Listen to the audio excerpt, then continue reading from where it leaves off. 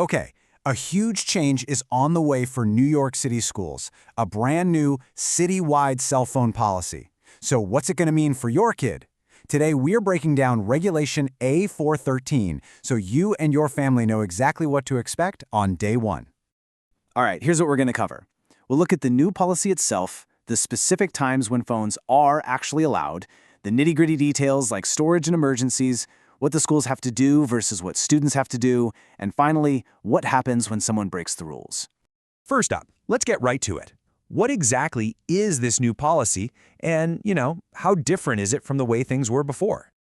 All right, the big one, the question on every parent's mind. And the short answer is yes. Students and absolutely still bring their phones to school. But, and this is a really big but, the rules for actually using that phone during the day, they've changed a lot. So this is the core of the change. Before now, it was kind of the Wild West. Every single school principal could make their own rules. You had this patchwork of different policies all over the city.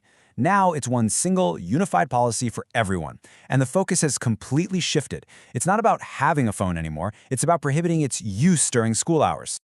So this is the foundation of the whole thing. It's a super simple, direct rule that applies to every school. No using personal internet-enabled devices while school's in session, period. And it's really important to know what they mean by internet-enabled device. This isn't just about your kid's smartphone. It really means anything that can connect to the internet. So, yep, that includes smartwatches, tablets, even their personal laptops. And the term school day is defined really broadly here. We're not just talking about algebra class. The ban on using devices covers the entire time your child is at school, from the first bell to the last. That includes homeroom, lunch, recess, all of it. Okay, so it sounds like a pretty strict ban, right? But it's not totally black and white. The new regulation actually outlines some very specific situations where a student can use their phone. So let's dive into those official exceptions. Now, this is really key. These exceptions aren't just suggestions for schools. They are required. Every single school must allow a student to use their device if, say, a teacher needs it for a lesson, or if it's necessary for managing a health condition, or if it's part of a student's IEP. And for that student caregiver exception, it's not just a handshake deal. There's a real professional process here.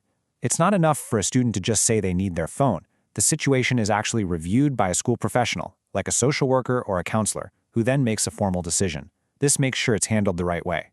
So on top of those required exceptions, schools also have a little bit of wiggle room. They can, if they choose, allow phone use in a couple of other situations, like for a one-off student emergency, but only after a parent has called the school about it first. Or for translation, but only if there's literally no other tool they can use.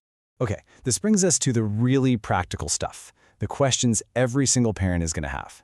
If my kid can't use their phone all day, where does it go? And, probably more important, how in the world do I reach them if there's an emergency?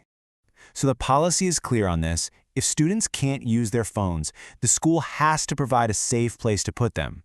This could be a normal locker or maybe some other kind of special storage pouch or holder.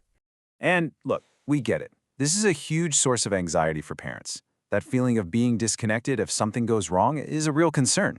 Thankfully, the regulation tackles this head-on with a very clear requirement.